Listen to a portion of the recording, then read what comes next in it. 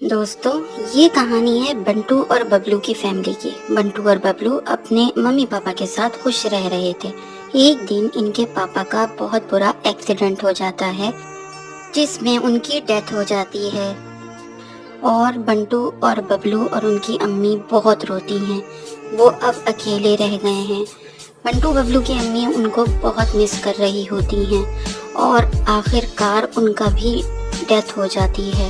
Ambulance آتی ہے اور ان کو لے کے ہاسپٹل جاتی ہے، مگر وہ ہاسپٹل میں زندگی سے جنگ ہار جاتی ہیں۔ ڈاکٹر بنٹو ببلو کو سمجھاتا ہے۔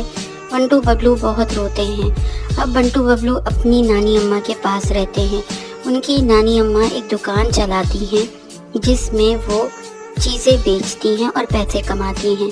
ایک دن وہ بہت خوش ہو رہی ہوتی ہیں کہ ایک گاڑی والا ان کو مار کے چلا جاتا ہے۔ اب بنٹو ببلو بالکل اکیلے ہیں۔